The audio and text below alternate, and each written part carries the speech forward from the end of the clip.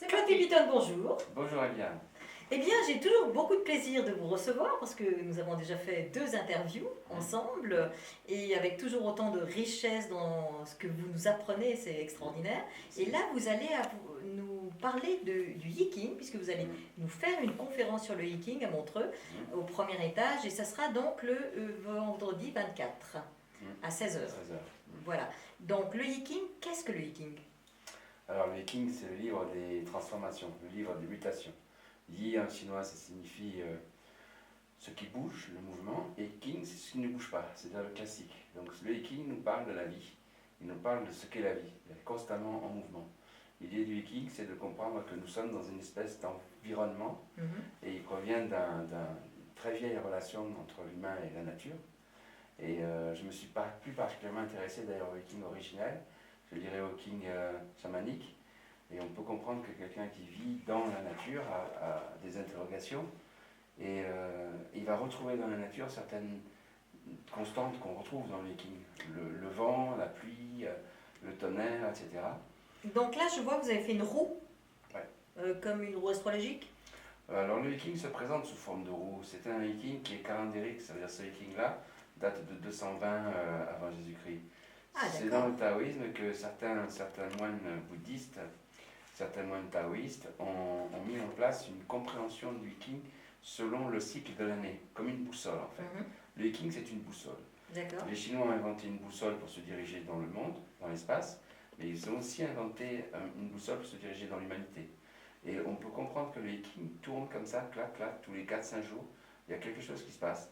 Et donc on va voir que ce dont je vous parle, c'est les éléments, le vent, le tonnerre, le ciel, etc., peuvent se retrouver dans le cercle de l'année et se combiner l'un avec l'autre pour créer un hexagramme qui nous donnera une atmosphère, une relation avec l'univers. Ce qui est intéressant pour moi, c'est d'avoir relié les dates de naissance, c'est-à-dire quand un être humain naît, il va arriver dans cette relation. D'accord. Et cette relation avec le vent, avec la pluie, on peut la mesurer, on peut la retrouver dans le corps humain. On peut comprendre que chaque élément peut, à travers le corps humain, représenter une connexion avec l'univers. Et comme le foie est en relation avec le bois, on sait que l'élément bois est en relation avec le foie, les équilibrières. On sait que par exemple, on peut retrouver dans le Viking, dans ce Viking calendrique, une relation particulière avec l'élément bois. Donc on peut comprendre que par exemple un enfant qui naît avec un trigramme de base Taimo, c'est un enfant qui a besoin de bouger. Taimo, c'est le nom du trigramme de base. Pardon, excusez-moi. Donc c'est du chinois au sens propre, hein, vraiment. D'accord. Mo, ça signifie méridien. Alors effectivement, on peut aussi prononcer d'une autre façon, on peut parler de Taimai. Donc rappelez-vous que les Chinois ont même du mal à se comprendre eux-mêmes des fois. Hein. Oui, tout à fait. Le chinois n'est pas une langue, c'est une écriture. Hein. Et quand deux Chinois ne se comprennent pas, ils prennent un papier et ils écrivent. Et à ce moment-là, ils se comprennent beaucoup mieux. Et en fait, cette écriture chinoise provient du Viking. Le Viking est un travail oraculaire qu'on retrouve encore aujourd'hui chez les chamans en Mongolie, avec lequel on peut, par exemple, en mettant une carapace de tortue ou une omoplate de ruminant dans le feu, après aller observer les modifications que le feu a transmises sur la carapace de tortue. C'est extraordinaire. L'idée pour quelqu'un qui vit dans l'univers comme ça, c'est que vous avez été en Mongolie un jour, vous verrez, c'est infini. Et quand on est une toute petite tribu dans un espace aussi infini, on se pose des questions. Est-ce qu'il va pleuvoir, est-ce qu'il va faire beau, etc. Et qu'est-ce que l'univers peut me répondre par rapport à mes questions? Le Viking provient de ce questionnement. Et l'idée, c'est que ces craquelures que le feu transmettait étaient la réponse que l'univers donnait aux êtres humains. Donc ce qui monte de la terre vers le ciel, c'est le feu. D'accord. Et on se sert du feu pour envoyer une question au monde. Regardez aujourd'hui les Amérindiens fumigent leurs objets avec la fumée de sauge, transmettent une information de la terre vers le ciel. Alors, j'ai vu que, justement, ça fait combien d'années que vous pratiquez? J'ai commencé à pratiquer le Viking à 18 ou 19 ans avec les pièces chinoises, en m'amusant comme ça. Et l'idée, c'est que ce Viking-là, qui sert à comprendre comment quelqu'un fonctionne pour pouvoir l'aider à fonctionner au mieux avec son cahier des charges à lui, c'est un Viking avec lequel je travaille depuis 30 ans. 25 ans. 25 ans. Ouais. Donc, de ce fait, vous avez bien sûr, à travers votre passion, écrit un livre. Exactement. Que je vois juste devant. Voilà. Avez-vous la gentillesse de le montrer devant la caméra? Le Viking du thérapeute, voilà. Et il est absolument extraordinaire. Qu'est-ce qu'il a Merci. d'atypique par rapport au livre de hiking qu'on connaît? Eh bien, le livre du Viking qu'on connaît. On va regarder peut-être à l'intérieur. Oui. Voilà, on voit. Parce que j'ai vu que vous avez mis des photos. Oui, chaque fois une photo. Et ça, je trouve assez génial parce qu'il y a l'explication très simple que vous avez mis à côté. Exactement, ouais, voilà. Qui permet.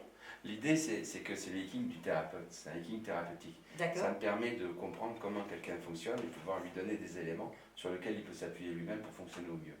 D'accord. Il y a dans le Viking tel qu'on voit dans d'autres livres, on peut voir parfois des termes chinois, on peut travailler sur la grande image, on peut travailler sur des formules mantiques qui nous paraissent, on peut dire pour nous occidentaux, un peu abstruses ou compliquées, difficiles à comprendre. Quand on entend il est avantageux d'aller vers le sud-ouest, on se pose la question, est-ce qu'il faut aller à Toulouse? Mais non, c'est un bouquin chinois. Donc pour comprendre les formules mantiques, d'une certaine façon, il faut aussi connaître l'histoire chinoise. Ce livre-là, lui, a rien à voir avec les formules mantiques. C'est un livre sur le Viking qui ne parle pas de formules, qui ne parle pas de grande image. Il est simple d'ailleurs, parce que même moi qui connais pas grand-chose dans le Viking, il est très simple, juste à regarder comme ça, à comprendre. Voilà, mon hypothèse c'est que le livre a été écrit, le Viking originel, il a été écrit par des générations et des générations d'hommes médecine, et il a été écrit pour des gens qui étaient des gens qui vivaient dans la nature. Qui étaient initiés. Donc si on arrive à faire un Viking extrêmement compliqué avec des fonctions, des équations, etc., on peut très bien. L'idée c'est qu'on loupe l'essence profonde du Viking, qui est d'abord un livre pour aider, comprendre qu'est-ce qui se passe dans le moment dans lequel je vis. D'ailleurs, si j'ai bien compris, vous faites également des formations.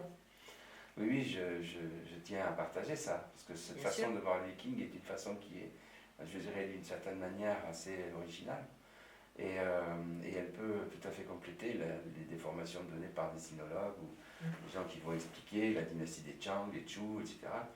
Et l'idée, c'est de pouvoir avoir un accès direct avec les patients. C'est pour ça que, par contre, dans le livre, il y a les pictogrammes. Les pictogrammes, c'est les dessins qui représentent les craquelures qu'il y avait sur les carapaces de tortue. Ces craquelures ont été cataloguées par les Chinois. Les Chinois ont le génie du catalogue. Hein, on met une maison avec un gigantesque capharnaüm, vous laissez un Chinois dedans, au bout de 4-5 jours, il a tout rangé. Il a mis des couleurs, il a rangé, il a fait des catalogues.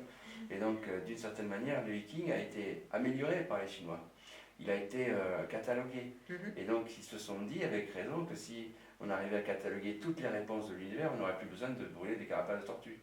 Mais c'est génial, donc tout ça, vous allez pouvoir partager lors de cette conférence et également des consultations que vous allez faire. Voilà, exactement. L'idée, c'est justement de pouvoir utiliser le Viking comme un outil thérapeutique, de donner les bonnes informations au bon moment. On peut poser des questions très simples à un patient, par exemple, est-ce que votre mari est affectueux? C'est une question fondamentale dans le Viking. Est-ce que vous êtes passionné? Est-ce que ça bouge assez dans votre vie? Le sport est marqué dans le Viking, il y a besoin de faire du sport, il y a besoin d'avoir un mari affectueux, il y a besoin de s'engager, il y a besoin de faire attention à ne pas dramatiser de petites choses. Il y a les problématiques avec les ancêtres aussi qu'on peut aller voir. Comment ça s'est passé avec le papa, comment ça s'est passé avec la maman, tout ça est indiqué. D'accord. Donc ça nous donne des axes de travail qui sont des axes, je dirais, adaptés aux patients. Voilà. On ne cherche pas de façon théorique, en fonction d'une idéologie, on essaie de voir déjà ce que le patient transmet, en sachant que le Viking n'est pas péremptoire.